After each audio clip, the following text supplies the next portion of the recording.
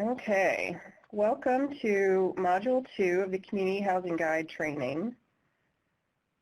We want to let you know in the upper right-hand corner of the Adobe Connect session, there are 2 items that you can download. One is a copy of the slides that we're going through today, and the other is the feedback form. In case you don't have that in front of you, please make sure you do so that we can gather your feedback as we stop throughout the presentation.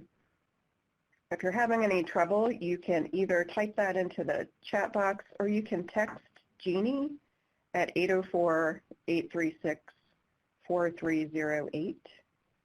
After completing each section of the training, we'll stop the recording and unmute the participants so you can ask questions and give feedback on that section using the feedback form. We will then mute everyone again and begin recording the next session. You've received the final exam by mail. When we're done, you're going to complete that, scan it, and email it within 5 business days to Jeannie, and we will gather and score them in that way. Okay, and we also want you to complete your feedback form about the final exam itself and email that to Jeannie at the same time. So this is Module 2 of the Community Housing Guide training. This module provides Community Housing Guide's information about the major programs that facilitate access to rental housing for Virginians with disabilities and laws that protect Virginians with disabilities in rental housing. After completing Module 2, Community Housing Guides will understand key concepts in affordable housing, the major affordable housing resources in Virginia, fair housing protections that apply to people with disabilities, and the Virginia Residential Landlord-Tenant Act protections for renters. Before reviewing the material in this module, there are a few housekeeping items to review. First, all participants must complete and review all material in this module. If you're familiar with the content covered in Module 2, we encourage you to review it as a refresher and then proceed to the final exam. If you'd like more information on topics covered in this module, please visit the link seen on this slide and scroll to the Key Resources for Support Coordinators and Community Housing Guide section. There are a variety of tools and resources available there for community housing guides to use in their work. In addition, a frequently asked questions document is available for download by clicking on the Attachments tab at the top right corner. First, we'll provide an overview of integrated independent living and then discuss the key affordable housing programs available in Virginia. This information will apply to the rest of the material covered in this module. All of the resources we cover in this module fall within the definition of integrated independent rental housing. Let's review this definition. Integrated independent rental housing is rental housing in which the individual has a lease in his or her own name, that is, the person is a tenant. The individual does not live with a parent, grandparent, or guardian, but may live with other persons he or she chooses, and the individual's housing is separate from services, that is, no licensed or provider-controlled settings. As discussed in Module 1, Community Housing Guides focused on assisting individuals with securing and maintaining independent housing. Other living arrangements, such as living with a guardian or in a group home, may be the best choice for any given individual, but those types of residential arrangements are not the focus of this service. Affordable housing concepts are critically important for community housing guides to understand because affordable housing is essential for people with developmental disabilities to obtain integrated independent housing. Individuals with disabilities often have extremely low incomes, so they need housing that is deeply affordable. The supply of housing affordable to individuals with extremely low incomes in Virginia is insufficient. To improve access to affordable rental housing, Virginia and some of its localities have committed housing resources specifically for individuals with developmental disabilities who want to live independently. Community housing guides will help individuals access these resources, so it is critical to understand key terms and program features. This section of the module provides an overview of affordable rental housing concepts and key affordable housing programs available in Virginia for people with disabilities, including resources targeted specifically to individuals with developmental disabilities. We will include an overview of each program, how it works, and how to apply for the program. First, let's look at what we mean when we say affordable housing. The U.S. Department of Housing and Urban Development, or HUD, recommends that households pay around 30% of household income toward rent and essential utilities. This is what is considered affordable. There are two primary ways to make rental housing affordable: providing rent subsidies and developing units with capital or affordable housing resources that restrict rents for households in certain income categories, making them affordable. Rent subsidies are essentially financial assistance to cover a portion of their rent and utilities so that the household only has to contribute 30% of their monthly income toward these expenses. Rent subsidies can be either tenant-based or project-based subsidies. A tenant-based subsidy is given to the renter. The renter can take it to different properties that may accept it. A project-based subsidy stays with the unit or property. If the household moves, the subsidy remains with the unit or property, so the next eligible renter can use the subsidy. Developers that receive certain kinds of capital financing for affordable housing must restrict their rents to levels that are affordable for households in certain income categories. For example, the rent for a two-bedroom unit for households in a higher income category will be more than the rent for a similar two-bedroom unit for households in a lower income category. The aim is to ensure that people in each income category still only pay 30% of their monthly income toward rent and utilities. Unlike rent subsidies, restricted rents do not change based on changes in income. Affordable housing programs may serve households in one income category or multiple income categories. Programs typically have eligibility criteria that are based on income limits.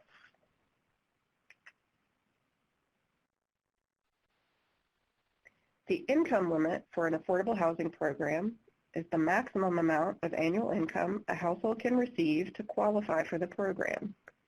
The exact figure is based on the city or county's area median income, or AMI, where the housing program is located, and is adjusted depending on how many people live in the household, including children. Some affordable housing programs, especially those with restricted rents, may also require applicants to meet minimum income requirements to ensure the household has the financial ability to pay the rent. Programs set their own criteria for minimum income. For example, some programs require applicants to have a household income that is at least 2.5 times the monthly rent. The area median income, or AMI, is the midpoint of a region's income distribution. Half the region's families earn more than the median, and the other half earn less than the median. AMI is based on family size. HUD defines different percentages of AMI for geographic areas across the country. Eligibility for affordable housing programs is often based on whether households' income is within certain percentages of the AMI. Affordable housing programs with restricted rents set their rent levels that are affordable to households at certain percentages of the AMI. This table shows 2019 area median income data published by HUD for Allegheny County and Albemarle County. Area median incomes shown in this table are for households of 1 or 2 persons. AMI can vary dramatically depending on location. Let's consider an example. Sue wants to move to a 1-bedroom apartment in Allegheny County. The Acme Housing Program in Allegheny County has 1-bedroom units available to households at or below 40% of the area median income. Sue's annual income is $17,000. Will she meet the program's income limit?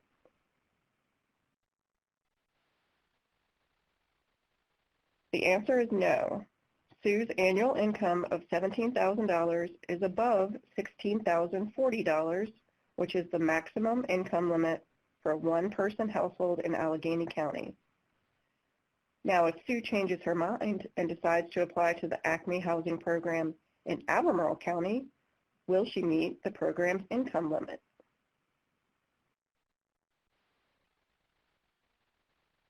The answer is yes.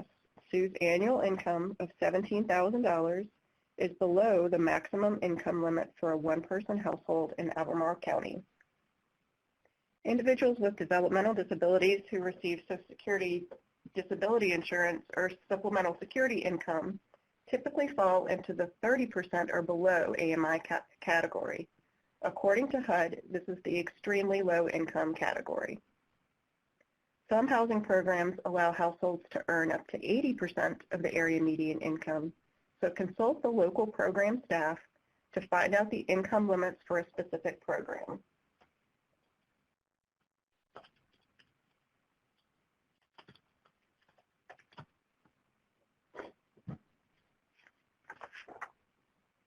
Two other important terms are fair market rent, or FMR, and payment standard. Fair market rent is a gross rent estimate that includes the base rent as well as any essential utilities that the tenant would be responsible for paying, such as gas or electric. HUD establishes fair market rents annually for metropolitan and non-metropolitan areas of the country using census data and renter surveys. The FMR is used to determine payment standard amounts for rent subsidy programs such as the Housing Choice Voucher Program and DBHDS's State Rental Assistance Program, or SRAP. The payment standard is the maximum amount that a local housing authority is allowed to pay for a rental unit. Payment standards vary based on unit size, that is, the number of bedrooms the unit has. Payment standards are typically between 90 and 110% of the fair market rent. Many housing agencies set payment standards at 100% of FMR, meaning that the payment standard and the FMR are exactly the same. For this reason, you may find that people in these communities use these terms interchangeably. Community housing guides need to know what the payment standards are for rent assistance programs in their area, so they can help individuals find units with rents that are at or below the payment standard. Units that cost more than the payment standard will not be approved by agencies that administer rent subsidies. HUD maintains a searchable database on their website of current FMRs. Housing agencies publish payment standards in their administrative plan. This table shows 2019 fair market rents for 0 to 4 bedroom units in the Allegheny County, published by HUD. Like area median income, fair market rents can vary dramatically based on location. Moreover, they can increase or decrease over time. For example, the fair market rent in Allegheny County was $500 in fiscal year 2018, but decreased to $477 in FY 2019. Let's look at Jeff's situation. Jeff is getting a rent subsidy from a housing agency in Allegheny County that uses 100% of the FMR as its payment standard, meaning the payment standard is the same as FMR. Jeff found a one-bedroom apartment in 2019 with all utilities included that costs $540 a month.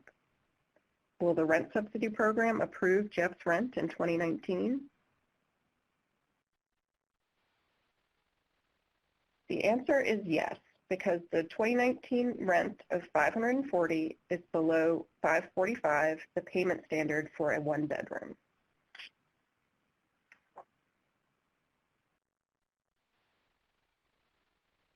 Affordable housing programs often have more applicants seeking housing than they have subsidies or units available, so not everyone can apply immediately. Some affordable housing programs keep a wait list, which is a list of households that are waiting to apply for the program. Wait lists can be open or closed. Once on a wait list, a person may wait for a short time or a long time before being called to apply, depending on how many people are on the wait list, how quickly units or subsidies become available, and whether the household meets any preference categories. Finally, some affordable housing programs give certain categories of households an opportunity to access the program ahead of other applicants. Affordable housing programs may offer a preference or a set-aside. A preference is a priority given to serving applicants who qualify for a specific category of individuals. Two key affordable housing programs currently have a preference for individuals with developmental disabilities in the settlement agreement population: the Housing Choice Voucher and the Low Income Housing Tax Credit Program, which will be discussed in the next section of this module. Individuals with a preference are prioritized for a rental unit or rent subsidy over other applicants. Affordable housing programs may have a preference for people in different categories, such as those who are homeless, veterans, or survivors of domestic violence. A set-aside is a fixed number of rental units or rental subsidies that an affordable housing program makes available only to a specific category of individuals. Applicants who are not in the specific category cannot apply for these units or subsidies. Affordable housing programs may have set-asides for people in different categories, such as people with developmental disabilities in the settlement agreement population, or those who are homeless, veterans, or survivors of domestic violence.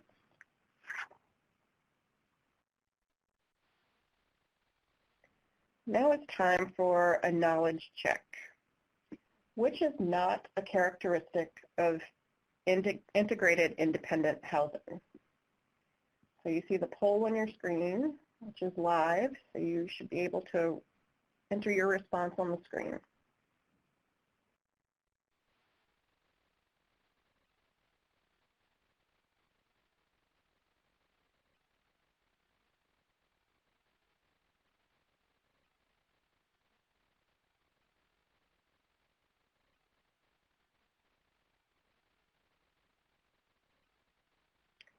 Okay.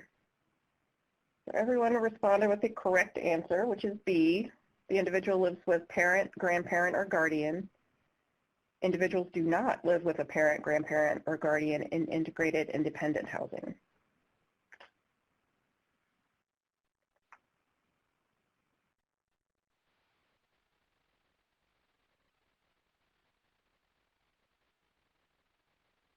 Knowledge check question 2. Why is it important for community housing guides to understand fair market rent?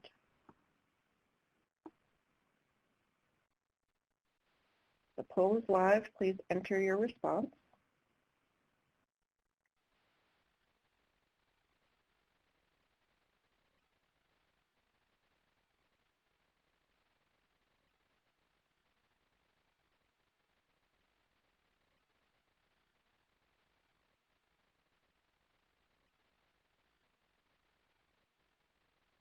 Okay, the correct answer is actually A.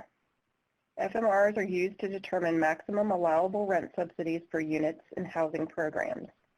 Rent assistance programs typically set their payment standards for specific unit sizes based on a percentage of fair market rent.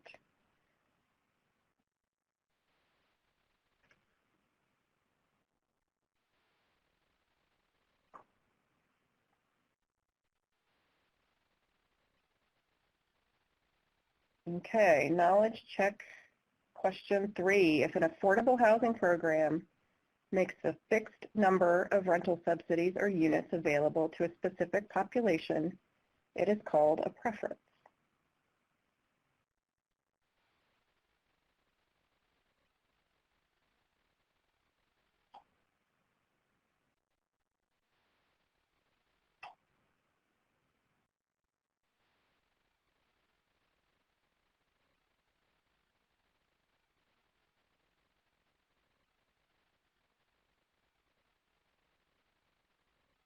Okay, we're evenly split here.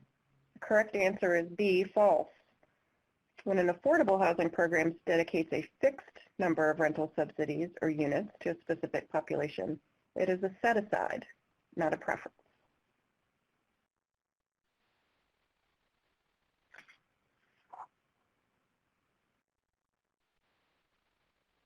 Virginia has 6 main affordable housing programs that people with developmental disabilities can access. The subsidized housing programs include Housing Choice Vouchers, the State Rental Assistance Program, Section 8 Federally Assisted Housing, Public Housing, and Housing for Homeless Households. Programs with restricted rents are typically housing production programs.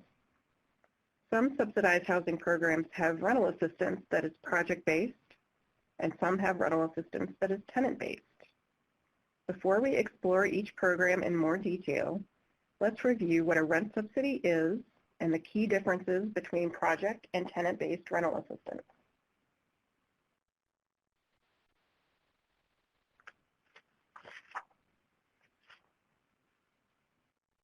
Remember, rent subsidies, also called rental assistance, are housing resources that make units affordable to households with low incomes by paying the difference between 30 to 40% of a household's monthly income and the balance of unit rent and utilities up to the payment standard. Housing Choice Vouchers and the State Rental Assistance Program are both rent subsidy programs. The rental assistance in subsidy programs can be project-based or tenant-based.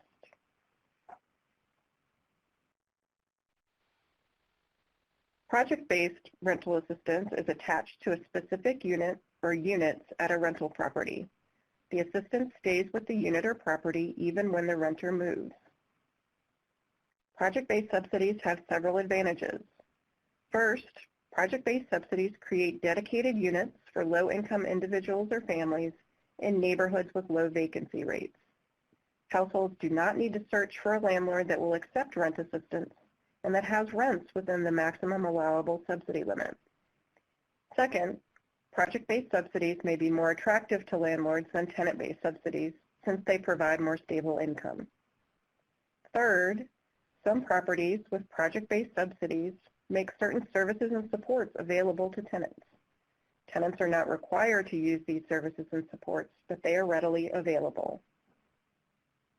The disadvantages of project-based subsidies are that the location of the unit may not work for the person. For example, the available unit may not be near the job or needed support services. The subsidy is tied to the location, so if the person moves out, the subsidy stays with the unit. The person must apply for another subsidy, either project or tenant-based. This approach can have the effect of clustering individuals with disabilities in the same buildings. Not all public housing agencies in Virginia operate a project-based subsidy program, so availability may be limited in some areas. Finally, there are often long wait lists for units with project-based subsidies.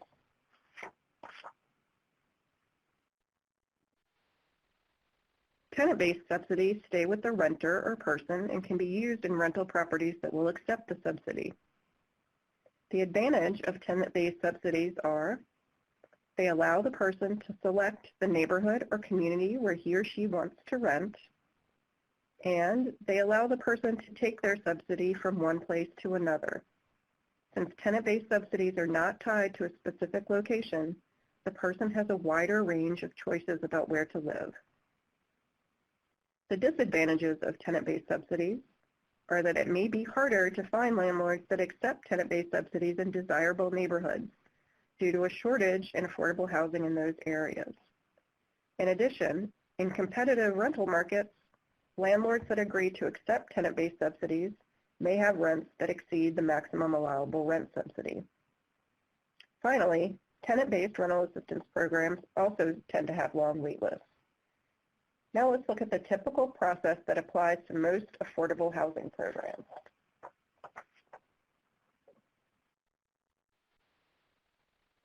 The next resource is a well-known affordable housing program in the United States. The Housing Choice Voucher, or HCV program, is federally funded by HUD and administered by local public housing agencies. The voucher can be tenant-based or project-based and helps low-income households pay the rent for private market rate rental units. Check with the local public housing agency, or PHA, to determine whether it administers tenant-based voucher, project-based vouchers, or both. To be eligible for Housing Choice vouchers, a household's income must be at or below 50% of the area median income, or AMI. Household members must be U.S. citizens or eligible non-citizens. The PHA will conduct a standard screening for criminal history and will check for any negative rental history in federally assisted housing. Certain types of criminal activity exclude individuals from participating in the HCV program. While HUD mandates exclusions, like lifetime registered sex offenders and production of methamphetamine in federally assisted housing, PHAs can establish their own standards for denial and termination. These standards are defined in PHA's Housing Choice Voucher Administrative Plan.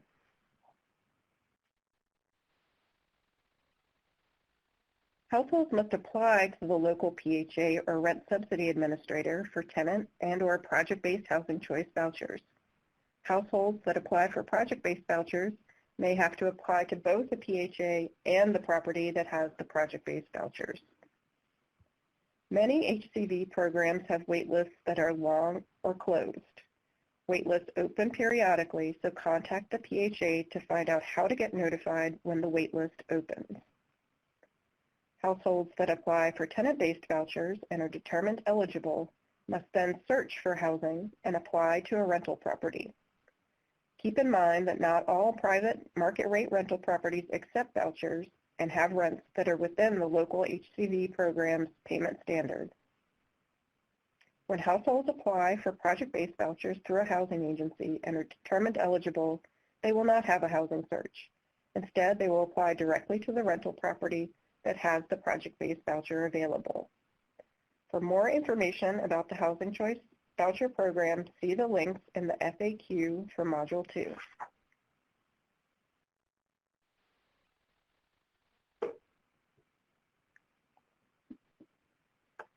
HCV programs may also have preferences or set-asides for certain populations that will help them access this resource more quickly. For example, programs may have preferences for people who live or work in the PHA service area, persons who are homeless, veterans, persons who have experienced domestic violence, or persons with a disability.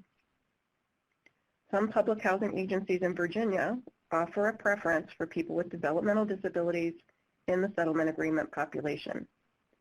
The settlement agreement population includes people with a developmental disability who are 18 or older and who are either transitioning from a skilled nursing facility, state training center, or other congregate setting and meet the level of care for a Medicaid Developmental Disabilities Waiver, or receiving DD Waiver services, or on the wait list for a DD Waiver.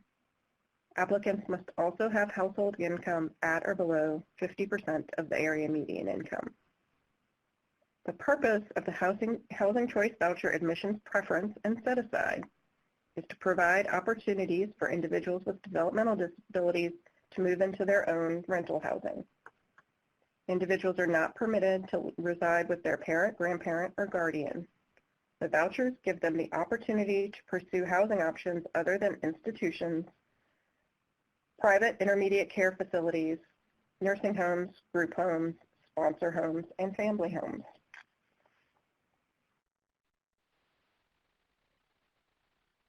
Individuals who are interested in the Housing Choice Voucher Set-Aside and Preference must be referred by their CSB or CSB Contracted Support Coordinator to the Department of Behavioral Health and Developmental Services. DBHDS will screen the referral to verify the individual is in the settlement agreement population. The admissions preference and set-aside vouchers may have a wait list. DBHDS prioritizes referrals as follows. First priority is given to individuals living in congregate settings, such as nursing facilities, intermediate care facilities, and group homes. Second priority is individuals who are homeless, at risk of homelessness, or in an unsafe living environment evidenced by an open adult protective services case. And third priority is individuals living with their families of origin at the time of referral. For more information, see the link to the Housing Choice Voucher Set Aside and Preference in FAQ Module 2.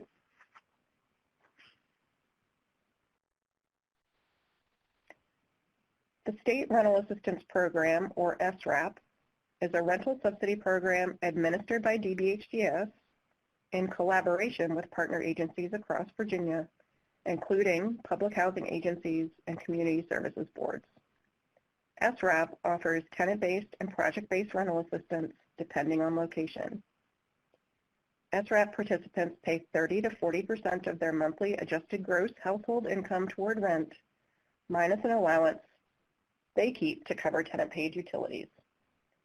Applicants for SRAP must be in the settlement agreement population. The eligibility requirements are the same as the HCV set-aside and preference. Household members must meet income and U.S. citizen eligible immigration status and must not meet exclusionary criteria related to criminal or rental history. Likewise, to be eligible for SRAP, individuals must choose to live without a parent, grandparent, or guardian.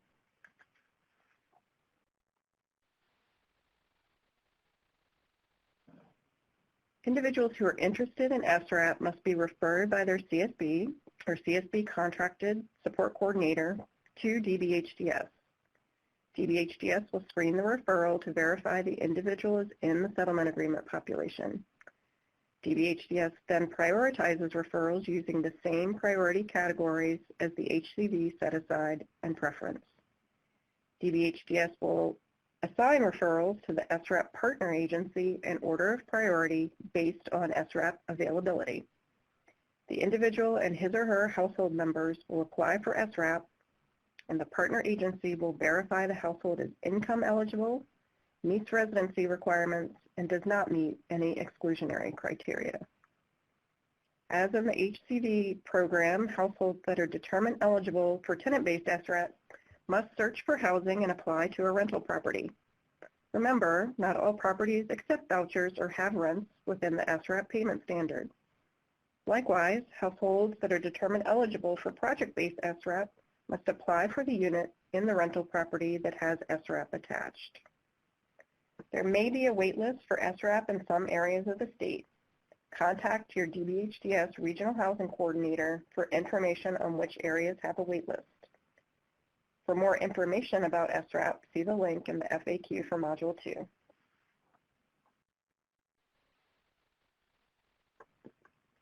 Similar to public housing, there are private rental properties in Virginia that have units with a subsidy attached for low-income individuals. These properties are known as Section 8 Federally Assisted Housing, which is the program name for this federal resource. The subsidies in these units are funded directly by HUD. Households pay approximately 30% of adjusted monthly gross income toward rent, minus an allowance for utilities. The subsidy is project-based, so the subsidy stays with the unit if the renter moves. Eligibility for Section 8 housing is based on household income.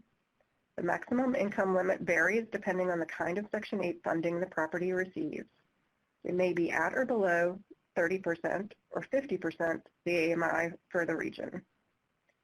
U.S. citizenship or eligible immigration status, a positive rental screening. Applicants should anticipate a standard screening for credit, criminal, and rental history. Membership in the population the property serves with Section 8 funding. Target populations may include the elderly, persons with disabilities, or families.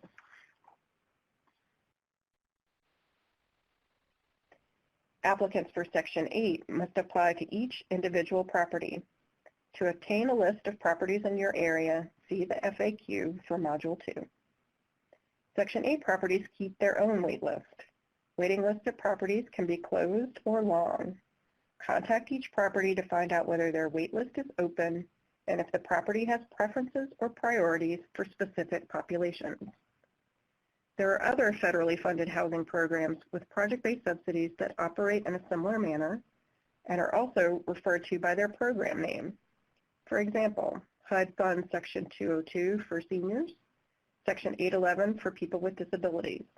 The U.S. Department of Agriculture funds Section 521 in rural areas.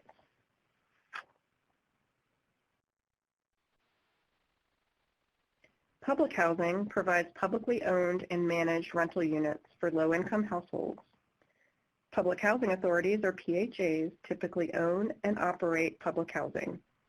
A PHA is a government-created entity authorized to administer HUD housing programs. The rental subsidy is attached to the unit in public housing, so it's a project-based subsidy. Tenants typically pay 30% of their monthly adjusted income toward rent, minus an allowance for tenant-paid utilities. The subsidy ends when the household moves out of the property. Eligibility for public housing is based on household income. Applicants must have household income at or below 50% of the AMI. Qualifying as elderly, a person with a disability, or a family. U.S. citizenship or eligible immigration status. And a positive rental history. A PHA will deny admission to applicants whose habits and practices may have a detrimental effect on other tenants or the project's environment.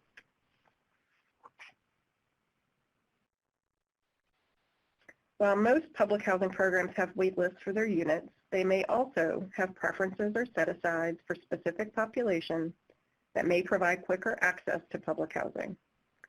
Examples of preferences or set-asides include households that live or work in the PHA service areas, households who are currently homeless, veterans, victims of domestic violence, or persons with a disability. Applicants typically apply to rent public housing at the local PHA. Most housing authorities maintain up-to-date information on their website about how to apply for these units. To learn more, see the link for public housing information in the FAQ for Module 2.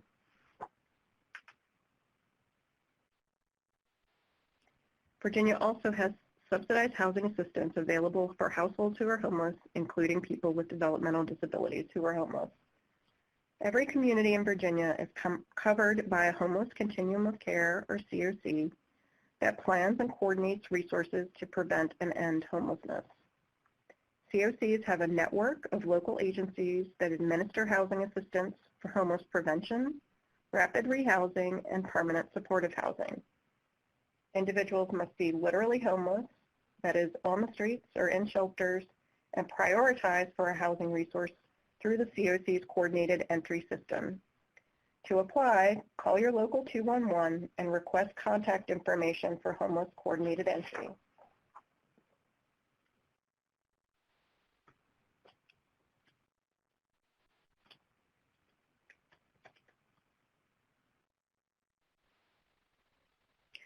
Now we will examine housing production programs with restricted rents. Virginia has several housing production programs that provide capital financing to create affordable rental properties that have units with below market rent. Examples include the Low-Income Housing, or LIHTC, rental unit program, Affordable and Special Needs Housing program, and the Vibrant Communities Initiative. These properties may or may not have units with rental subsidies. However, they are a great option to consider because often they will accept tenant-based rental assistance, such as Housing Choice Vouchers or SRAP.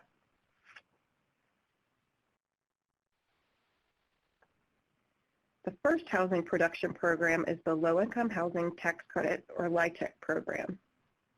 This program provides tax credits to developers in exchange for constructing or renovating privately owned or public housing that has below market rents. Most affordable rental units in Virginia are created through the Low-Income Housing Tax Credit program. While the rents for certain units in these properties are restricted, so they remain affordable to households in certain income categories, these rents may still not be affordable for households on fixed income unless they also receive rental assistance. Some LIHTC properties have project-based rental assistance attached to certain units within the development. The household pays only 30% of their adjusted monthly income toward rent, but the rental assistance stays with the unit if the tenant moves. When exploring housing options in tax credit properties, be sure to inquire whether any of the units in the property come with rent assistance.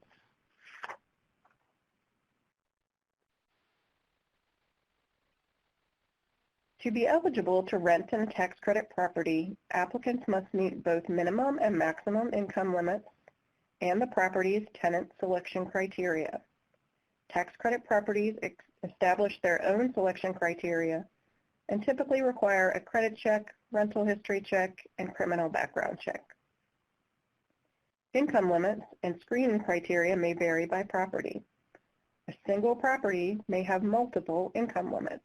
For example, a 100-unit property consisting of 1 and 2 bedroom apartments may have 25 one-bedroom and 25 two-bedroom units at 50% AMI, and 25 one-bedroom and 25 two-bedroom units at 60% AMI.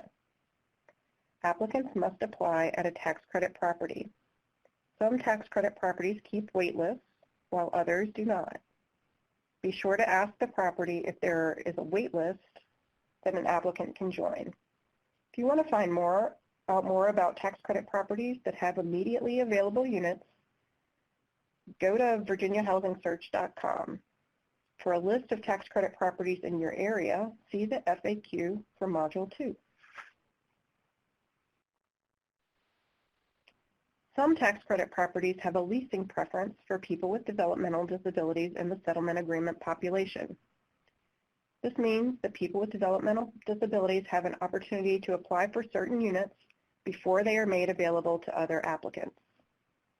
The applicant's support coordinator must submit a housing referral to DBHDS to be determined eligible for the leasing preference. DBHDS will provide a verification letter for the applicant to bring to the property at the time of application. This letter indicates the person is eligible for the leasing preference. For a current list of properties with available units that have a leasing preference for people with developmental disabilities, contact your DBHDS Regional Housing Coordinator.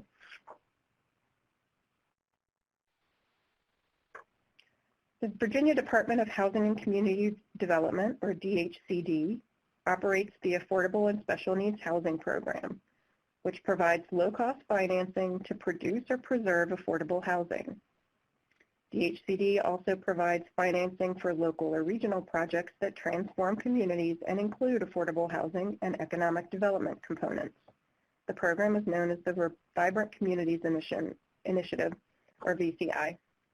Similar to the tax credit program, rental housing produced through the Affordable and Special Needs Housing Program and the Vibrant Community Initiative is owned by private entities or public housing agencies that operate and manage the property like private rental housing. Rents are restricted, so they remain affordable to certain households in certain income categories ranging from 30 to 60% of the area median income.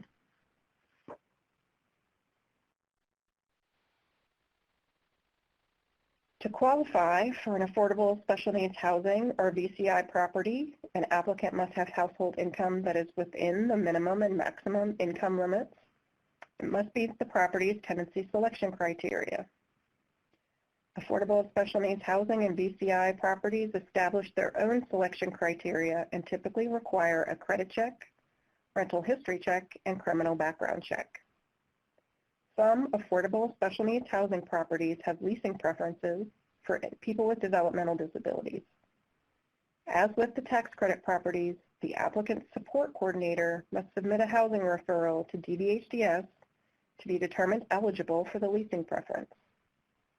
DBHDS will again provide a verification letter for the applicant to bring to the property at the time of application to prove the person is eligible for the leasing preference. For a list of affordable and special needs housing and VCI properties, contact your DBHDS Regional Housing Coordinator. Some localities in Virginia have their own affordable housing programs. A few jurisdictions, such as Arlington, Fairfax, and Loudoun, have made affordable dwelling unit programs available through their zoning ordinances. Properties with affordable dwelling units charge restricted rents that are affordable to households at specific income levels. Other jurisdictions produce affordable housing using local housing trust funds and other sources of low-cost financing. Properties with affordable housing financed using these sources often have rent restrictions that make them more affordable to people on fixed incomes. For more information on local affordable housing programs that may benefit those you serve, contact your local public housing authority or the housing department in your local government.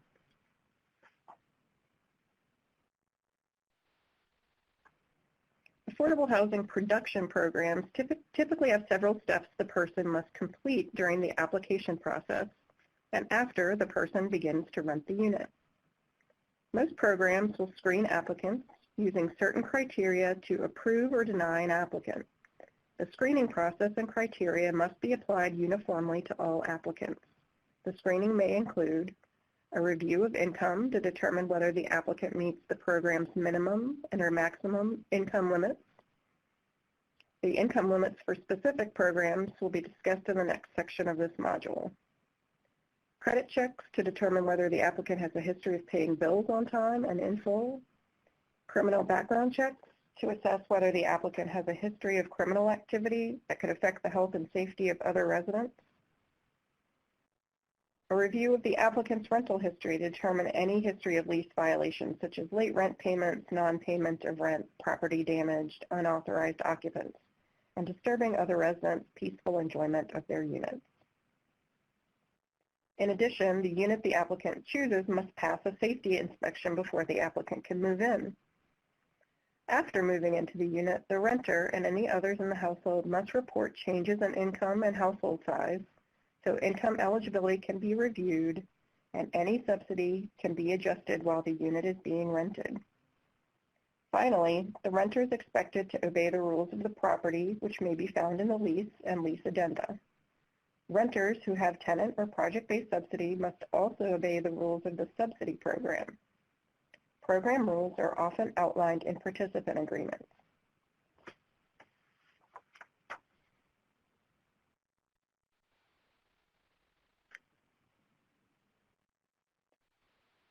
Now that you've been introduced to Virginia's main affordable housing programs, it is important to get to know the programs available in your community. Using the links for program contacts in the FAQ for Module 2, reach out to the program administrators to introduce yourself and your role. Then ask for details about when and how to apply for the program, any waiting lists and whether they are open or closed, how to be notified when waiting lists open, the likelihood the program will have availability when the individual needs housing, eligibility requirements, including the specifics on exclusionary criteria, how much rent the program will cover, and how to request reasonable accommodations.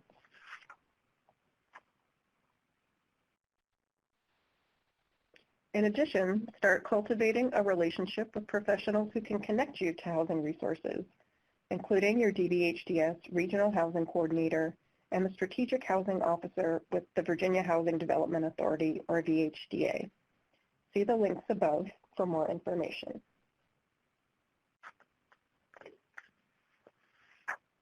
Okay, knowledge check for this section.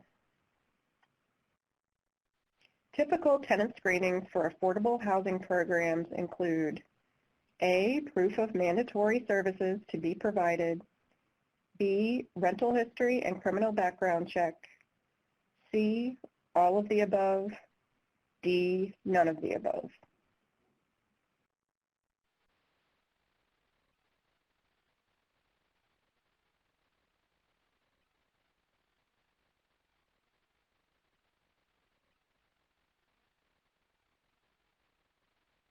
Give just another second for responses.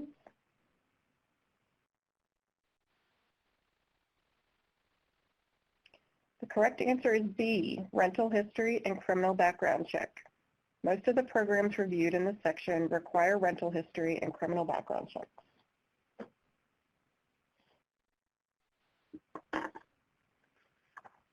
Knowledge check question 2. The State Rental Assistance Program, or SRAP, and Housing Choice Voucher Program are examples of A, subsidized housing programs, B, programs with restricted rents, C, housing production programs, or D, none of the above.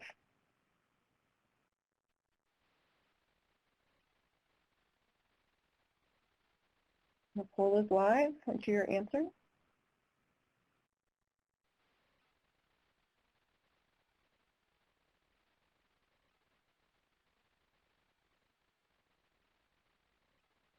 Okay, the correct answer is A, subsidized housing programs.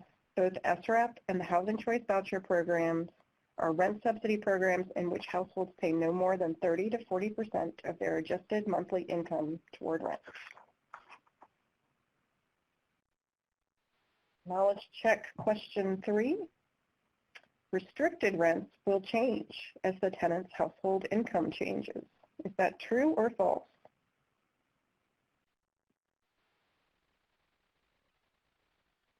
Okay, the poll is live.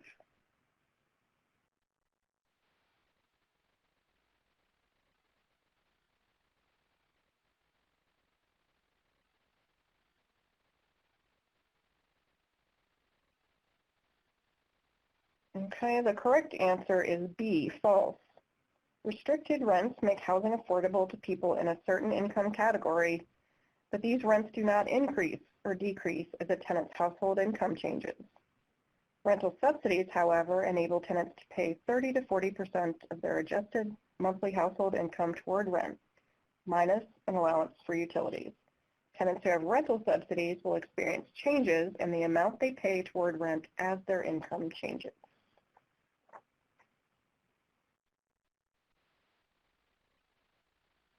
Next knowledge check question. When assisting someone to find housing, it is good to check whether a program has a leasing preference that the person may meet and if there is a waiting list.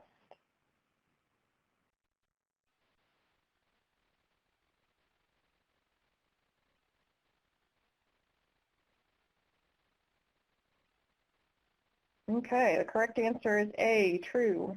When assisting someone to find housing, it's good to check whether the program has waitlist preferences that the person may meet. For example, the LIHTC program has a leasing preference. Some Housing Choice Voucher programs also have waitlist preferences. And the next knowledge check question.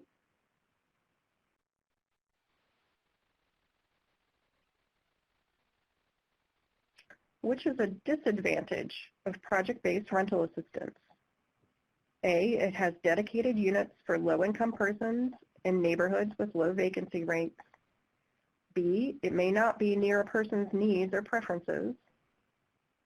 C, it may provide more stable income to landlords than tenant-based rental assistance. And D, it may provide access to certain services and supports for tenants.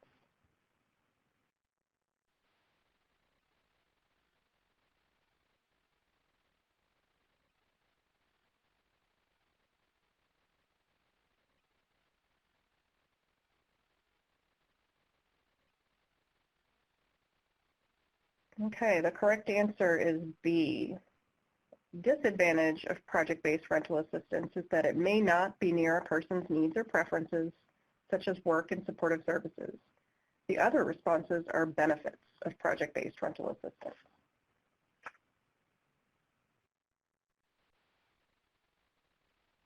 Now that we've reviewed different affordable housing resources, let's consider Pam's situation. Pam's health condition has made it difficult for her to work. She now receives the full SSI monthly benefit.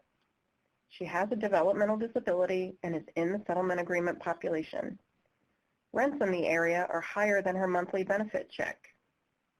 Increasing her income through work isn't an option because she's in frail health. What can you do as her community housing guide?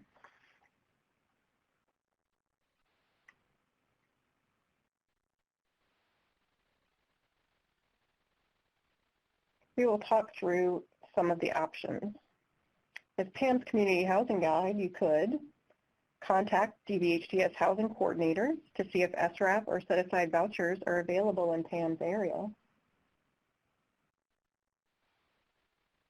If yes, you could contact the support coordinator to make a housing referral to DBHDS. If no, you could contact the DBHDS Regional Housing Coordinator for a list of available and upcoming LIHTC units. You could review other rental units using virginiahousingsearch.com or gosection8.com.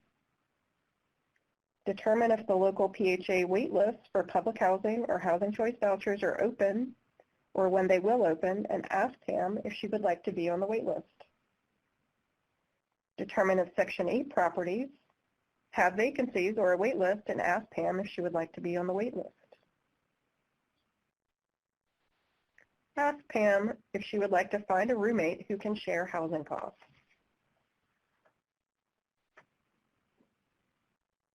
Okay, I think here's a stopping point where your microphone has been turned on.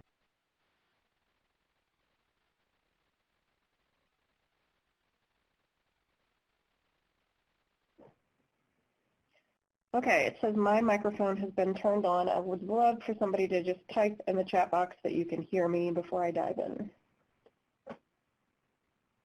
Okay. The next section of the training will be a review of fair housing laws.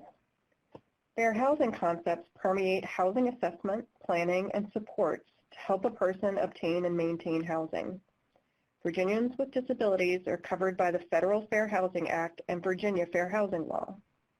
Community housing guides are not expected to be attorneys, but they do need to know who is protected and what activities constitute discrimination in housing. If you suspect an individual you support is a victim of discrimination, contact the support coordinator and DBHDS regional housing coordinator as soon as possible. The remainder of this section will review facts about fair housing laws to be aware of as you assist individuals with accessing housing in the community. There are several fair housing laws that are relevant to people with disabilities, starting with the 1968 Federal Fair Housing Act.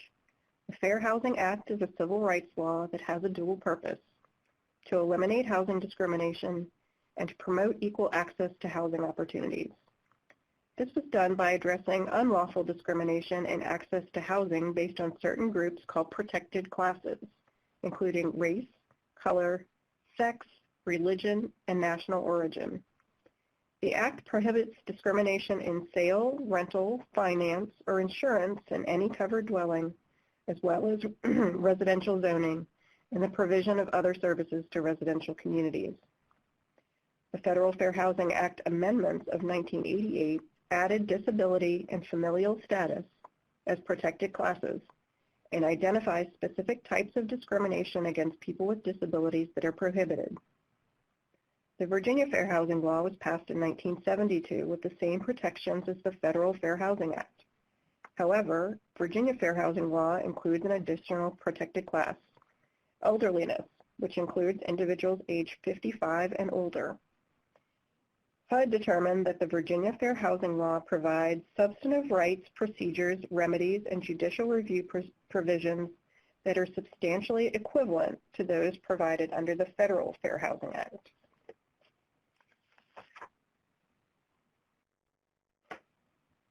Federal and state fair housing laws protect people with disabilities, including individuals with a physical or mental impairment that substantially limits one or more major life activities, individuals who are regarded as having such an impairment, individuals with a record of such an impairment, or buyers and renters without disabilities who live or are associated with individuals with disabilities.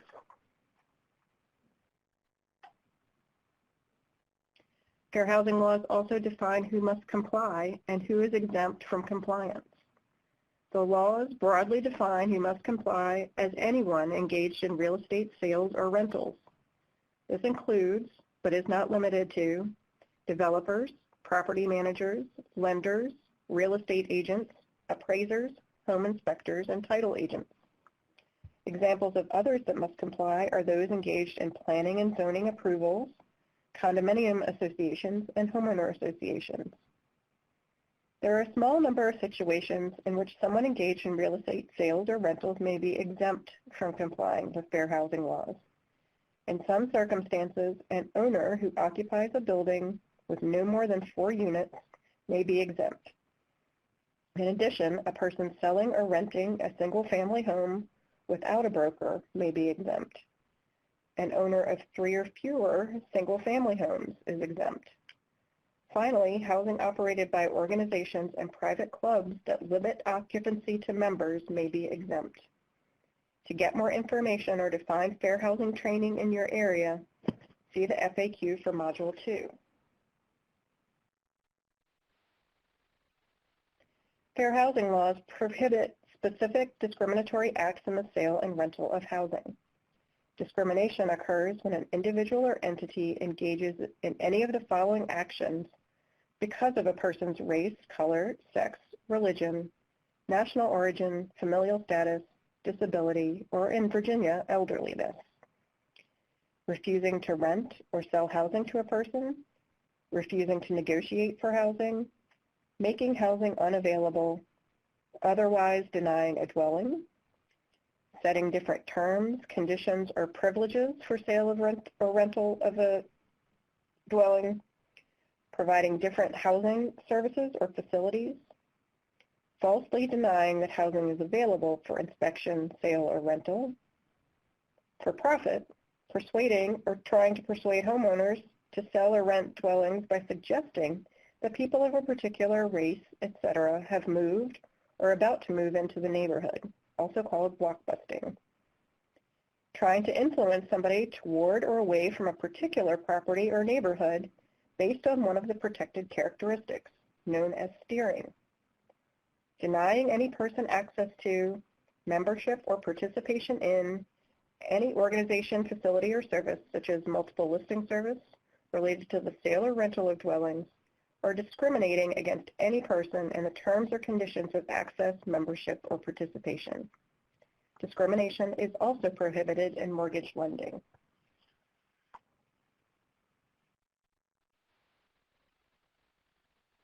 The prohibited types of discrimination we just reviewed apply to all protected classes.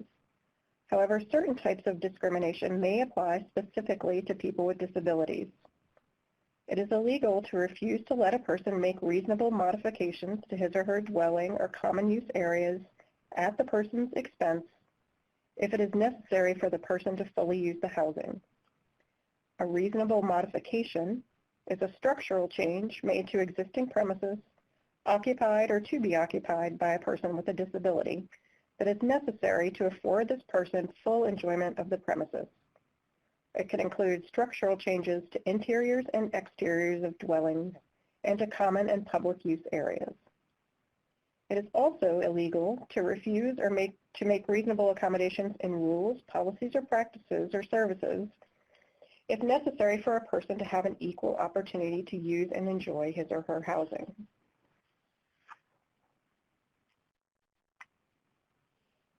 It is illegal to design and construct buildings that do not meet the Fair Housing Act's accessibility requirements.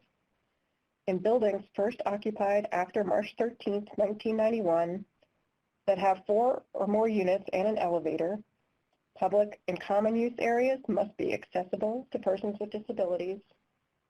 All doors and hallways must be wide enough for wheelchairs, and all units must have an accessible route into and through the unit, accessible light switches, outlets, thermostats, and other environmental controls, reinforced bathroom walls to allow later installation of grab bars, kitchens and bathrooms usable by people in wheelchairs.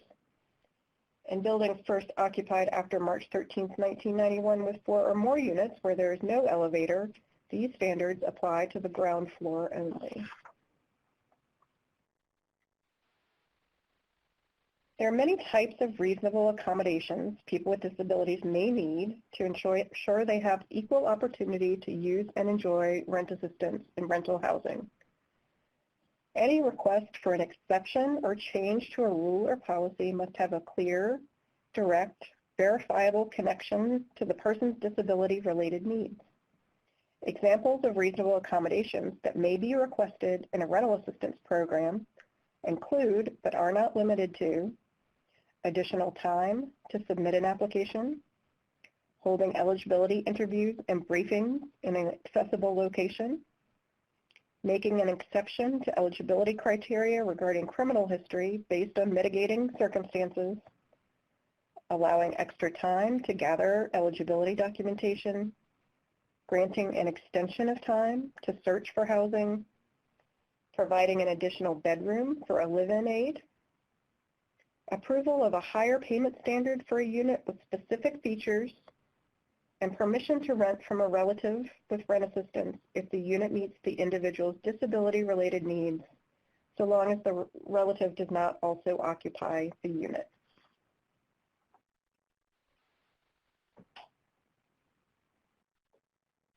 People with disabilities may also request reasonable accommodations from the owner or landlord of a rental property.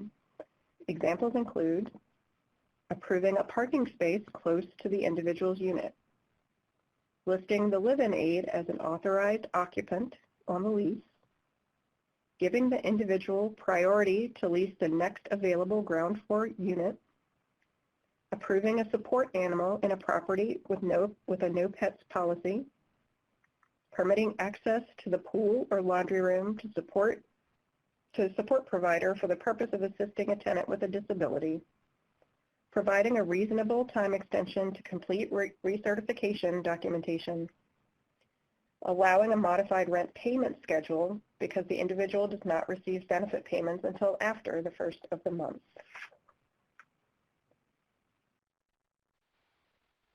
Likewise, there are many types of reasonable modifications people with disabilities may need to ensure they have full use and enjoyment of the premises. Requests for a structural change to the dwelling unit or common area must have a clear, direct, verifiable connection to the person's disability-related needs. Here are some examples of reasonable modifications that people with disabilities may request from owners or landlords of rental housing.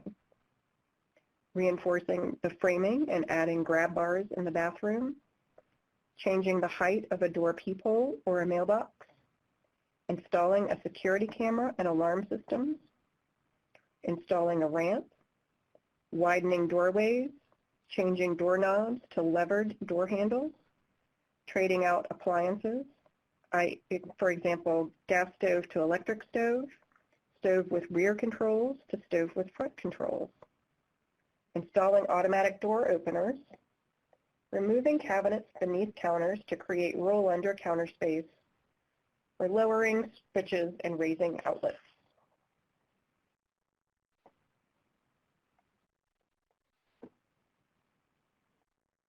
Community housing guides can assist individuals with making requests for reasonable accommodations and modifications as they move through the housing process. There are some important things to remember when making these requests. A request can be made by the person with a disability or on behalf of a person with a disability, including community housing guides, support coordinators, family members, and advocates. Requests do not have to be in writing, but it is good practice to put them in writing and keep a copy. Explain the person has a disability and how the accommodation or modification will help the person access or utilize rent assistance or rental housing. You do not need to disclose the person's diagnosis. This is a critical step because there must be a link between the person's disability and the need for an accommodation or modification. Accommodations and modifications can be requested at any time throughout the housing process, but best practice is to request them at the time of application.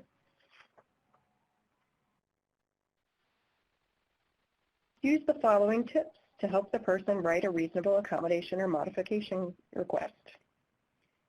State the individual qualifies as a person with a disability and requires an accommodation or modification per fair housing laws.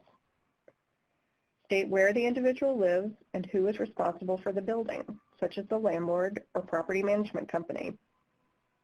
Describe the policy, rule, or architectural barrier that is problematic for the individual. For example, my lease states that only tenants may be assigned a parking space. Describe how the policy or barrier interferes with the individual's needs, rights, or enjoyment of his or her housing. For example, I do not drive due to my disability. However, I have a caregiver who assists me at home, and they have no place to park at the property.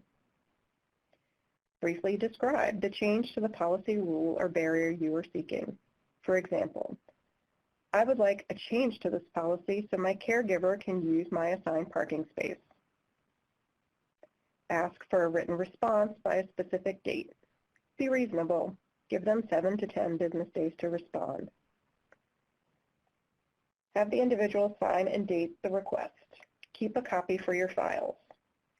Attach a letter from a verified health professional that verifies the individual meets the definition of disability under the Fair Housing Act and explains why this request is necessary. Finally, keep a copy for your files and make a copy for the individual.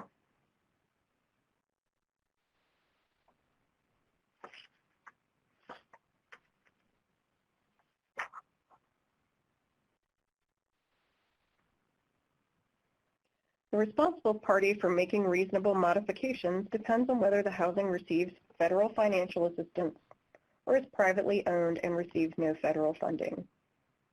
In privately owned rental housing that has no federal funding, the tenant may be responsible for making modifications and restoring portions of the interior of the dwelling to its previous condition where reasonable and where the housing provider requests restoration. If interior modifications do not affect the housing provider's or the next tenant's use or enjoyment of premises, restoration is not required. Exterior modifications in public or common space and outside the building do not need to be restored. Owners and landlords can require the tenant to pay into an escrow account that will fund the restoration, but they cannot require the tenant pay a higher security deposit or for additional insurance. In housing that receives federal financial assistance, for example, public housing, Section 8, Rural Development 515, the provider is responsible for the cost of modifications unless providing the changes causes undue financial and administrative burden or a fundamental alteration of the program, or the individual's needs can be accommodated through another means.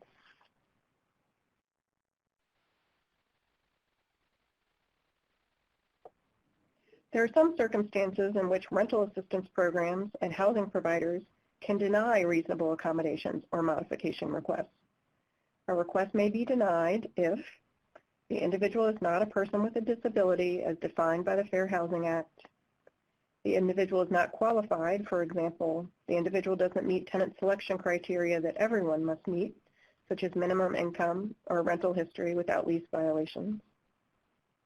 The request was not made by or on behalf of a person with a disability. There is no disability-related need for the accommodation or modification. The accommodation or modification is not reasonable. It would impose an undue financial administrative burden on the housing provider or would fundamentally alter the nature of the provider's operations. The individual with a disability's tenancy would be a direct threat to the health or safety of other tenants or result in substantial physical damage to others' property, unless the threat can be eliminated or significantly reduced by a reasonable accommodation. If the requested accommodation is not reasonable, an alternative accommodation would effectively meet the requester's disability-related needs and is reasonable, then the housing program or provider must grant it.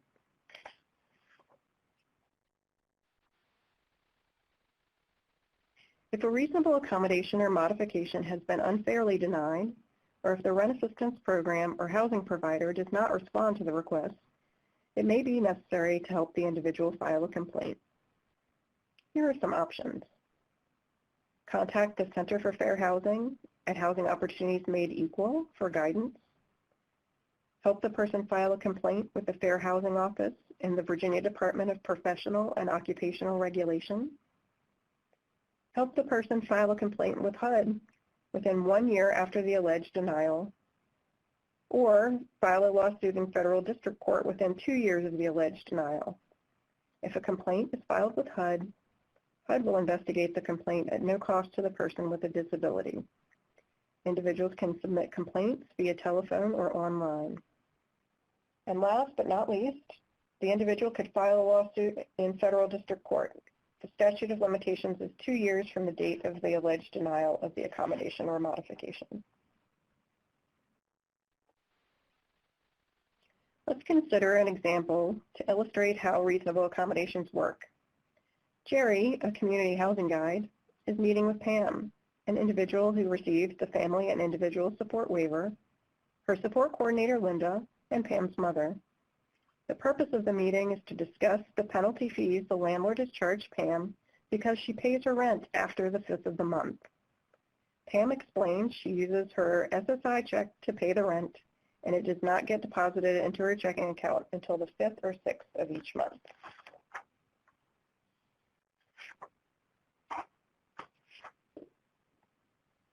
Knowledge check question. What kind of accommodation request could you help Pam make based on the case example? We'll pull up the polling question.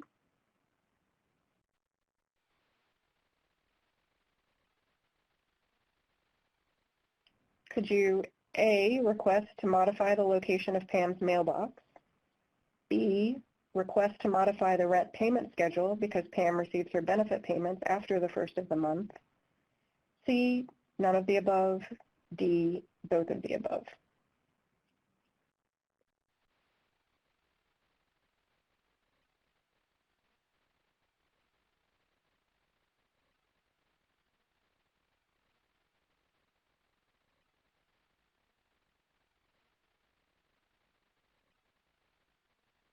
Okay, the correct answer is B, requesting a modified rent payment schedule because the individual does not receive benefit payments until after the 1st of the month. There is a clear, direct, and verifiable connection between the disability-related need, that is, disability benefits arrive after the 1st of the month, and the accommodation requested, that is, a modified rent payment schedule.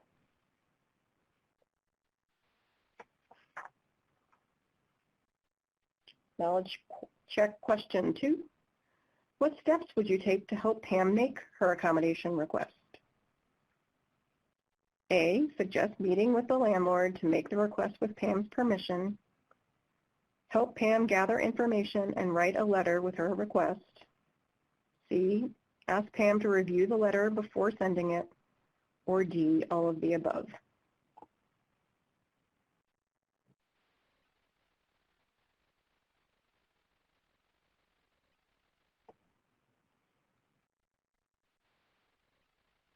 Okay, the correct answer is D.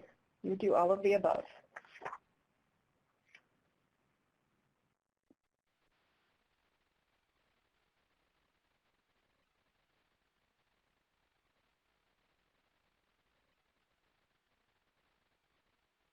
Do we want to stop here?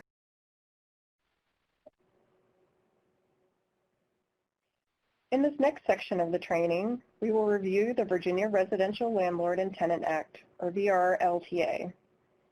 Community housing guides may assist individuals at various points in the leasing process, from the time of application to leasing to ending tenancy. Again, while community housing guides are not expected to be attorneys, it is important to know who is covered by VRLTA and what landlords and tenants can and cannot do in a leasing relationship. If you suspect an individual you support has had his or her tenancy rights violated, contact the support coordinator and the DBHDS Regional Housing Coordinator as soon as possible. The remainder of this section will review facts about the VRLTA to be aware of as you assist individuals with accessing housing in the community.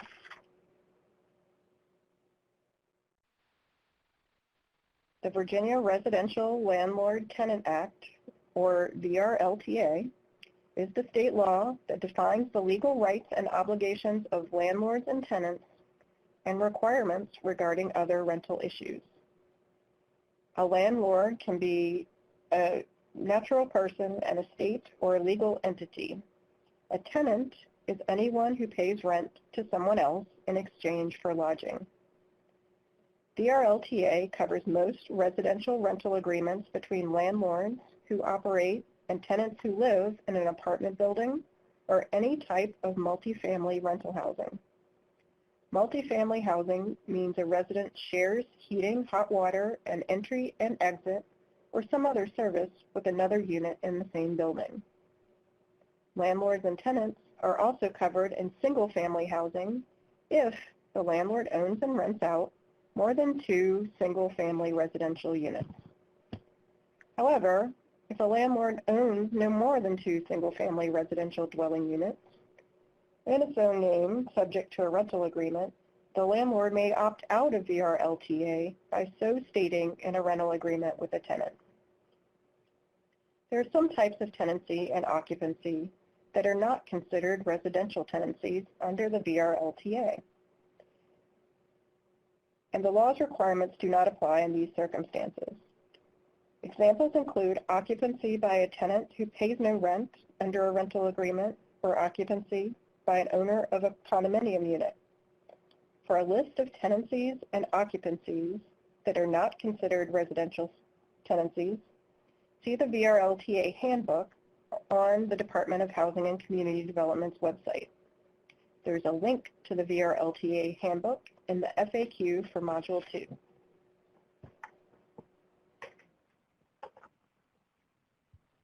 Let's walk through some common landlord-tenant issues that you may encounter as you support individuals through the leasing and tenancy process. First, we'll cover application fees, application deposits, and security deposits.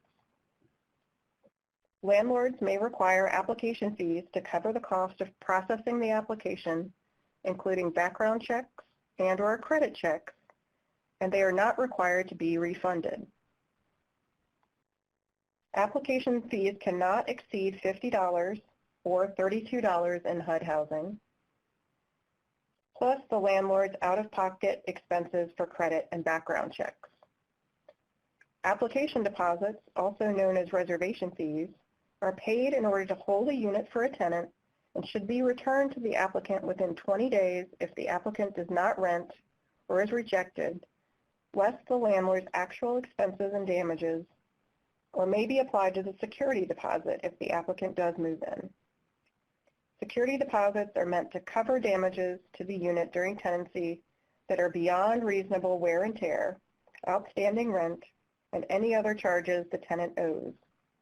In Virginia, landlords may charge a security deposit that is no greater than 2 months' rent.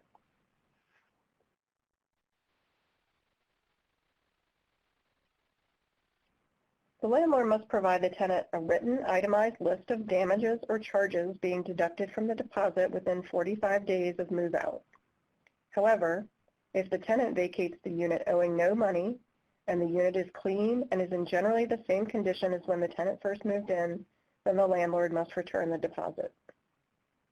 If the security deposit is not returned and the tenant believes it is owed to him or her, the tenant must go through a court process called a warrant in debt to recover the amount due. The tenant may need to obtain a lawyer to assist with this process.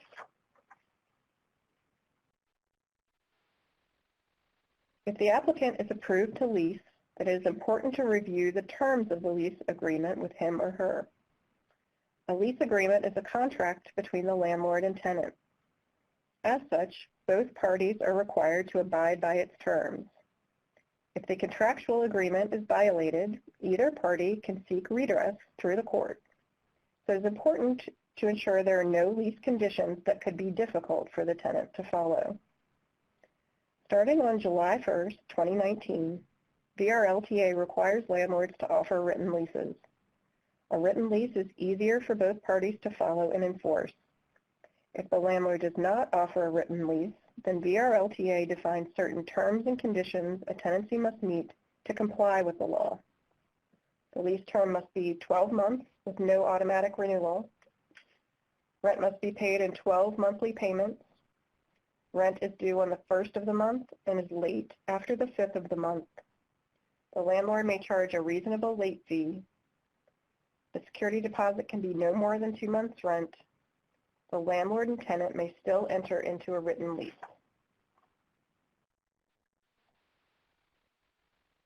When reviewing the lease with the individual, pay close attention to the following issues. How much will the rent be per month? How much will the security deposit be if there is one? What day is the rent due? When is it considered late? What forms of payment are acceptable, and where should the payment be made? For example, cash is not usually accepted and is not recommended for payment. Make sure you know where the landlord would like payment made, especially if the landlord and property management is not on site. Tenants should always request a receipt for rent paid. How much is the late fee if rent is paid late? How long is the lease term, month to month, 6 months, a year? How many days advance notice are required if the tenant wishes to move? What utilities are included in the rent, and what utilities are required but not included in the rent? For example, some do not include gas, but gas is required in the unit for cooking or heating. What appliances are provided by the landlord? What must the tenant do to get repairs made? Are there any other specific rules or other charges? For example, does the landlord have rules about pets, guests, noise, housekeeping, recarpeting the unit at the tenant's expense upon move-out? If the individual may have difficulty abiding by certain lease terms, it is important to get these terms clarified or negotiate terms by which the tenant can abide. A word of caution, some landlords may be willing to negotiate while others will not. If the landlord will not negotiate, discuss whether this is the right housing option for the person before the lease is signed. Finally, make sure the lease does not contain provisions that are prohibited by the VRLTA. For example, a lease cannot require the tenant to waive or forgo certain rights or remedies under the VRLTA. A list of prohibited conditions may be found in the VRLTA handbook.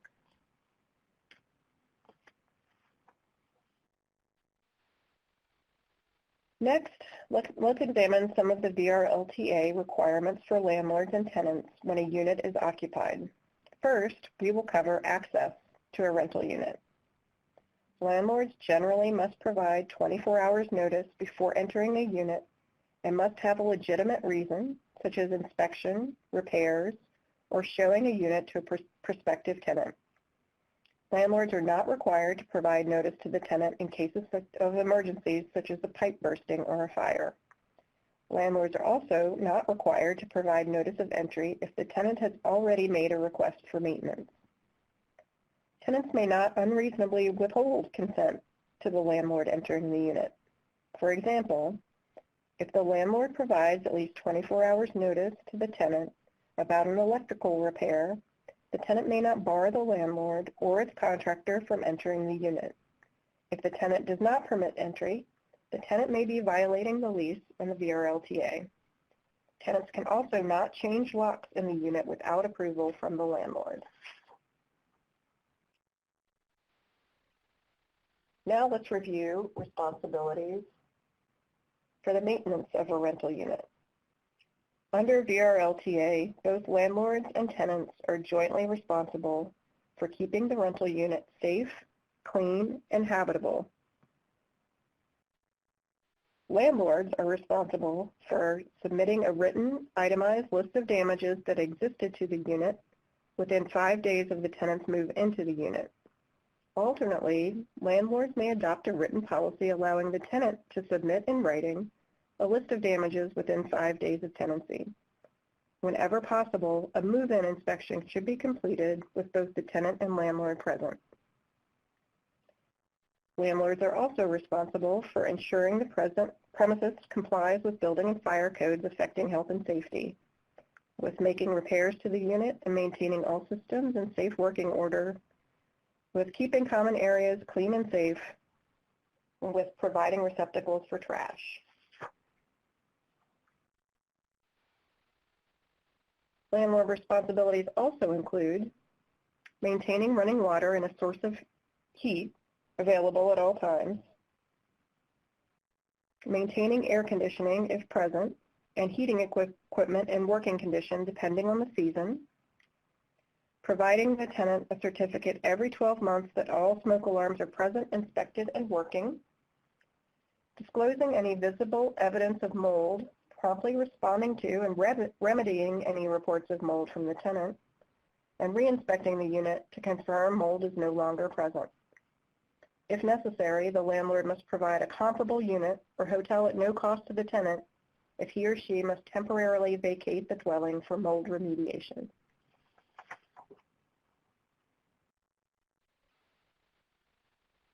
Tenants are responsible for following health and fire codes and not creating fire hazards, keeping the dwelling unit and premises, including plumbing fixtures, clean and safe, free from insects and pests, removing trash in a clean and safe manner, using all utilities and appliances reasonably, and keeping all tenant-paid utilities on at all times, not deliberately or negligently damaging the premises or permitting anyone else to do so, not tampering with or removing smoke detectors and carbon monoxide alarms, not painting or disturbing painted surfaces or making alterations without the landlord's prior written permission.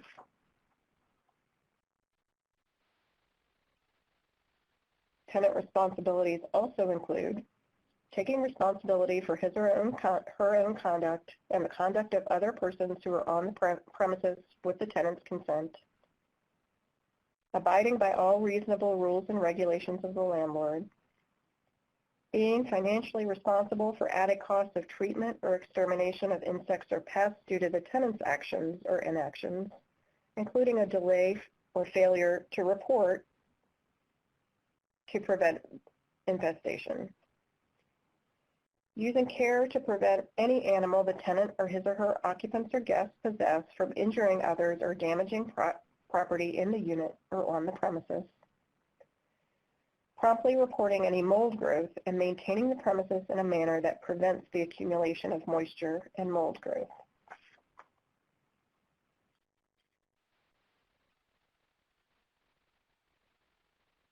Occasionally, tenants may encounter landlords that do not make repairs in a timely manner or at all. In these cases, the tenant can file an assertion with the court. The tenant must be current in rent and stay current, give landlord written notice of the poor housing conditions. An appropriate state or municipal agency may provide this notice, such as an agency responsible for building code enforcement. Wait a reasonable period of time before filing the assertion. The law says 30 days notice is presumed reasonable. Pay next month's rent into General District Court, a rent escrow, and file a tenant's assertion that the landlord is not providing safe and habitable housing. Remain current in rent paid to the court until the court renders a decision.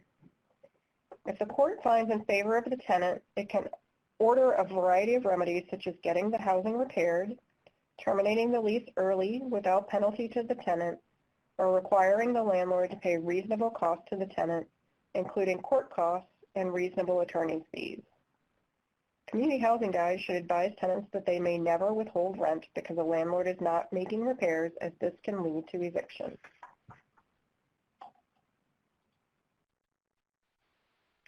Finally, BRLTA requires landlords and tenants to follow certain procedures when ending a tenancy. Landlords have the option to not renew a lease and do not have to provide a reason for doing so. However, landlords may not discriminate and refuse to renew a lease on the basis of a protected class such as disability. In such cases, fair housing laws may apply.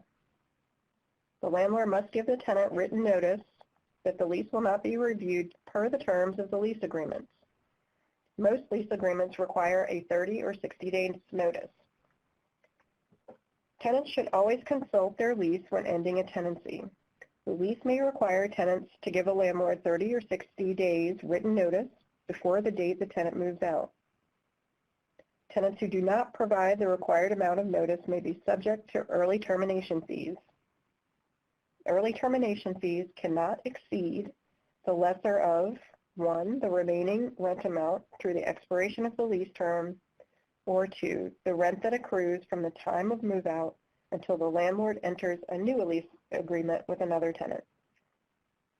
If a tenant's lease automatically renews and becomes a month-to-month lease, then 30 days notice is required unless the lease stipulates otherwise. Tenants should leave the unit in a clean, orderly, and sanitary condition, and all belongings should be removed in order to avoid withholding of the security deposit and disposal of the tenant's belongings.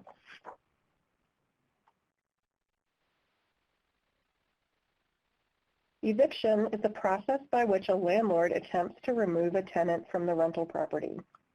Understanding the eviction process and tenant rights throughout the process is crucial for both the community housing guide and the tenant. It is illegal for landlords to evict tenants through threats, turning off water or electricity, or changing the locks on the unit. The VRLTA outlines the steps landlords must take to notify tenants of lease violations and to give them a chance to correct violations where possible. The law also spells out the legal process for landlords to regain possession of their property. The first step a landlord must take is giving tenants a written notice of noncompliance. Landlords must provide different notices depending on the situation. The landlord must present the court with a proper termination notice that the court enters into evidence in order to get a judgment of possession and start the sheriff's eviction process. Landlords issue a 5-day pay or quit notice if the tenant has not paid the rent on time or in full. This notice states the landlord will file an eviction action in court unless the tenant either voluntarily moves out or pays rent within 5 days of receiving the notice. Landlords issue a 2130 notice for material breaches of the lease that are remediable, meaning the breach can be fixed. A material breach can be a single serious lease violation or repeated minor violations, such as damages to the unit, unauthorized pets or occupants, or disturbing other residents' peaceful enjoyment of the premises. The notice specifies what the tenant did or did not do that resulted in a lease violation and states the actions the tenant must take to correct the violation within 21 days of the notice, or the lease will terminate in 30 days and the landlord can proceed with legal action. If the tenants commit a material breach of the lease that is not remediable, landlords may serve a 30-day notice to vacate. This notice specifies what the tenant did or did not do that resulted in a lease violation and states that the lease will terminate on a date not less than 30 days after the tenant receives the notice. Landlords may also issue a 30-day notice to vacate if the tenant received a prior 2130 notice for a lease violation, remedied the lease violation, and intentionally committed a subsequent lease violation of a similar nature. If the tenant commits a criminal or willful act that is not remediable and poses an immediate threat to health and safety, the landlord may terminate the lease immediately, issue an immediate termination notice to the tenant, known as the 72-hour notice, and file for possession of the premises. This means that if the tenant or tenant's authorized occupants, guests, or invitees commit illegal drug activity involving a controlled substance or a criminal or willful act that poses a threat to health and safety, the landlord may terminate the lease and pursue an order of possession from the court. The landlord must prove such violations with the preponderance of evidence.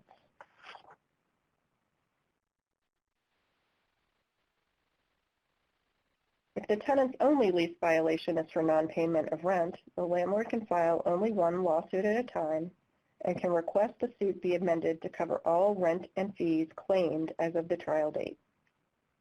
Tenants who live in certain jurisdictions may ask the court to participate in an eviction diversion program, which allows them to follow a court-ordered payment plan to avoid eviction.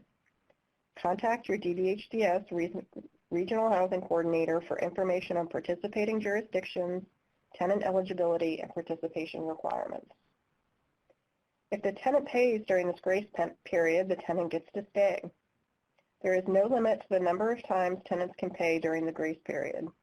If the tenant pays after the grace period ends and before the landlord has filed an eviction lawsuit, the tenant also gets to stay. Again, there is no limit to the number of times tenants can pay before the eviction suit is filed.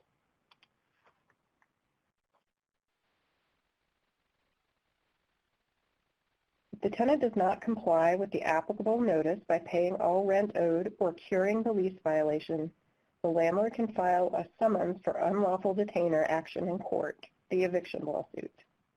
The court will issue the tenant a summons to appear for a court hearing. The tenant should always attend the hearing. If nothing else, being present will give the tenant more time. If the landlord takes the tenant to court for unpaid rent, the tenant can still avoid eviction if he or she pays everything owed, including late fees, court costs, and attorney's fees, by the court date. This opportunity is called redemption. The tenant can also come to court on the first court date and show the judge a written commitment from a government or nonprofit agency to pay all or part of the redemption amount. The judge must postpone the case for 10 days and allow the tenant to return with the full redemption amount. If the tenant does so, the case is dismissed as paid. This is called a redemption tender. If the tenant fails to provide the full redemption amount, the landlord is awarded an order of possession. If the tenant appears and admits to the allegations, the judge will find a judgment for the landlord and order a 10-day possession to the landlord, meaning the landlord must wait 10 days before a writ of possession can be filed in the clerk's office. If the tenant denies the allegation, then a trial occurs. If the landlord's allegations have no basis, the court returns possession to the tenant. If the landlord has proper basis, the tenant has 10 days to appeal. If the tenant does not appeal or the court does not rule in the tenant's favor, then the judge grants the landlord an order of possession. If the tenant fails to appear in court, the judge will grant an immediate order of possession, and the landlord must wait 24 hours before filing a writ of possession with the clerk's office. Once the landlord has received an order of possession from the court, the landlord has 6 months to start an eviction process by filing a writ of eviction with the clerk's office. The court will send this request to the sheriff, which has 30 days from when the court signs the writ to execute the eviction. The sheriff will contact the landlord with the eviction date and post an eviction notice on the main door of the unit no less than 72 hours prior to the eviction date. If the tenant pays the landlord's attorney, or the court all amounts owed as of 2 business days before the scheduled eviction date, the tenant can still stay in the unit. The payment must be made by certified funds and must include all rent, late fees, court costs, sheriff's fees, and reasonable attorney's fees. This is known as an extended right of redemption. If payment does not occur, the sheriff will arrive to complete the eviction by being present while the landlord changes the locks. The tenant shall have the right to remove the tenant's personal property at reasonable times during the 24 hours after eviction. Any property remaining after the expiration of the 24-hour period after eviction may be disposed of by the landlord. A tenant is allowed to do a redemption tender, or extended redemption once in any 12-month period of time the tenant continues to live in the same place.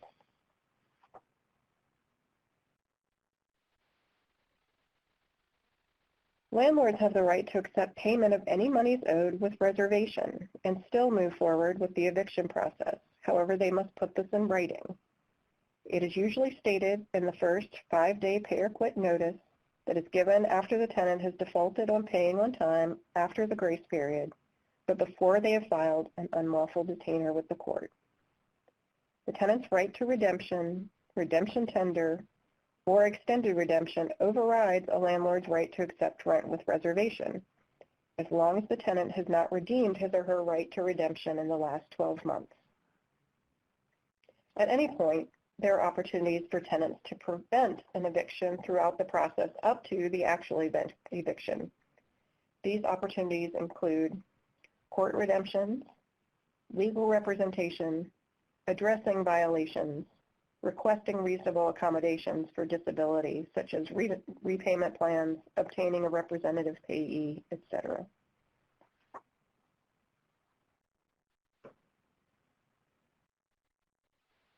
Individuals who face eviction will typically need legal assistance to navigate the court process. The following resources may be useful if someone faces eviction or their landlord is taking them to court. These resources may be found on the FAQ for Module 2. A legal helpline is available at 833-NO-EVICT. Virginia.freelegalanswers.org is a pro bono question and answer website. The website valegalaid.org has informative articles on tenants' rights. For civil legal aid programs, contact 866-LEGLAID. Other assistance may also be available. Some resources, including calling 211, Virginia's Information and Referral Line for Health and Human Services, or contacting Housing Opportunities Made Equal or the local Department of Social Services. Now let's consider a real-life situation. Pam has lived in her one-bedroom apartment with a project-based voucher for several months. Each day, Pam's friend Sue visits in the later afternoon and leaves her apartment mid-morning the next day. Neighbors have complained that Sue smokes in the breezeway and leaves cigarette butts on the floor. The leasing office recently conducted unit inspections and found a sofa in Pam's living room with linens on it and clothes strewn on the floor. The leasing office issued Pam a 2130 lease violation for an unauthorized guest because Sue appears to be living in the unit but isn't on the lease. Pam has agreed to meet with the community housing guy, Jerry, the property manager, Mindy, and her support coordinator, Linda. Jerry, the community housing guide, asked Pam if she had received a lease violation notice. Pam says yes. The property manager, Mindy, explains Pam broke the overnight guest rule because guests cannot stay overnight for more than 7 days in a month. Pam has 21 days from the date on the notice to fix the violation or 30 days to move out of the unit. What could the team do to assist Pam?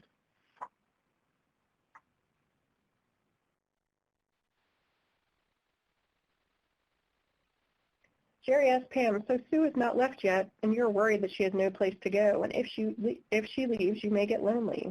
What could you do next? Pam said she would talk to Sue again. Jerry asked what the team could do differently so the next talk has a positive outcome. Linda, Pam's support coordinator, asked if she would feel more confident if someone was to join her for the talk. Pam agreed and asked Linda to join her.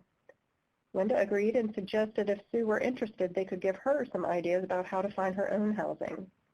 They also came up with an acceptable visiting schedule to discuss when they meet Sue.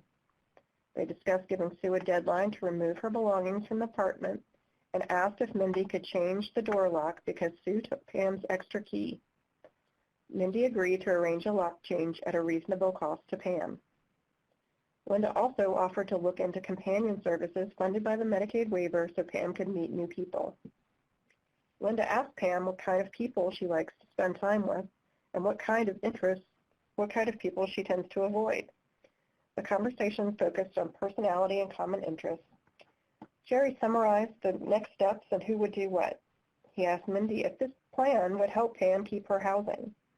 Mindy said the plan is acceptable, and if Sue is gone in 2 weeks, the 2130 notice will be rescinded.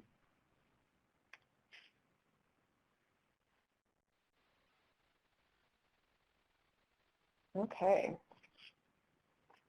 So this is the point at which the final exam starts in the official module. Obviously, you have the final exam that's been emailed to you that you're going to complete and send to Jeannie within 5 business days, and Jeannie will score them. But for now, how about feedback on the Virginia Residential Tenant Landlord Act